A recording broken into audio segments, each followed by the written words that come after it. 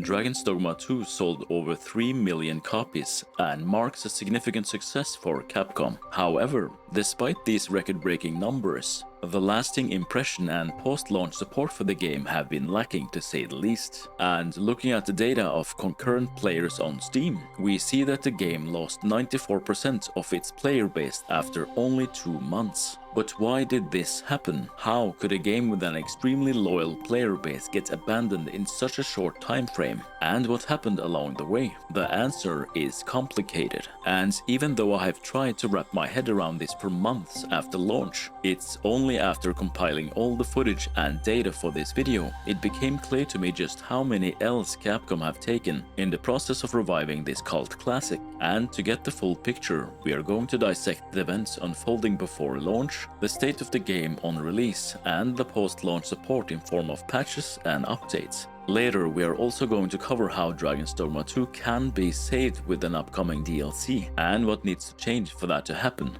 But let's go back in time for a moment. The first trailer reveal was released on the 24th of May last year. Although Dragon's Dogma 2 got leaked many years earlier, this trailer marked the beginning of a successful pre-launch marketing campaign. Later that year, they would release a 9-minute gameplay deep dive at the Tokyo Game Show, where we learn more about the playable vocations and the new game mechanics. It's during this time period, at the end of September, where discussions regarding the new vocations in the sequel really start to get complicated. At this point, they have already showcased 2 new vocations seen in the first trailers, Mystic Spearhand and Trickster. And in an interview around the same time, Itsuno gets these following questions by a Famitsu journalist. Itsuno explains, since Magic Archer was so popular in the first game, they wanted to reintroduce it in the sequel. And when they ask if there are any other new vocations besides these 2, Itsuno answers, of course there are, please look forward to it.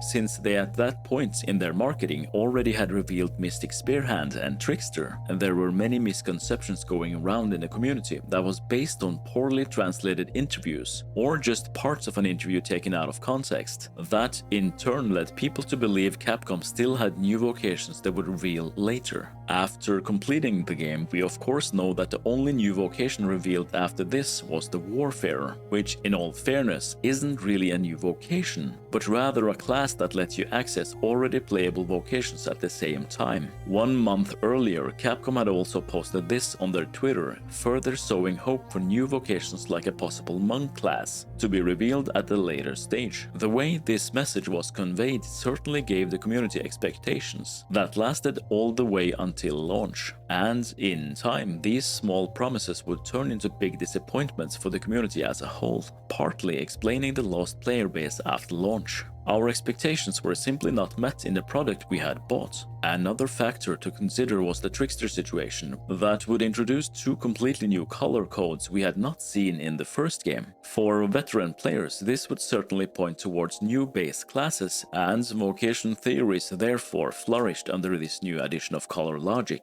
In hindsight, this gave players incentive to buy the game and find out for themselves, only to be disappointed in both the fact that these colors meant nothing, but also how underwhelming and out of place this vocation felt in Dragon's Dogma combat in general. I would argue a vast majority of the player base had low interest in using this class even though it looked flashy, and when we take into consideration that this was one of only 2 new classes added in the sequel, we start to see a pattern where the disappointments start to add up here. The final nail in the coffin would eventually be the Mystic Spearhand vocation, partly because its name brother, the iconic Mystic Knight in the original game, left such a strong impression on the majority of players, leaving Mystic Spearhand in the shadows of its predecessor. Of course, there were many returning vocations as well, and again, players had expectations that ultimately would not be met in the sequel. Warrior and Fighter was in my opinion 2 of the strongest additions in Dragon's Dogma 2, and they managed to greatly improve its combat capabilities. The pure magic vocations, however, suffered from reduced combat variety with many spells not returning from the first game, as well as reduced offensive options in combat combat. The lack of holy and dark elements further adds to the list of abilities they for some reason did not bring back from the first game that made the iconic sorcerer such an amazing class to play. But the obvious shortcomings in the vocation lineup we got in the sequel would not solely explain why the game got abandoned in such a short time frame. Another important part of the missing puzzle was of course enemy variety and placement in Capcom's new world design. Ironically, one of the main criticisms of the first game was this exact flaw. The Dark Arisen expansion addressed this shortcoming with a maze-like dungeon that would guide you straight into new challenging boss encounters with minimal travel time in between fights. This simple dungeon design, combined with amazing arcade-like combat mechanics, created such a solid foundation that it would carry the somewhat small cult following for over a decade.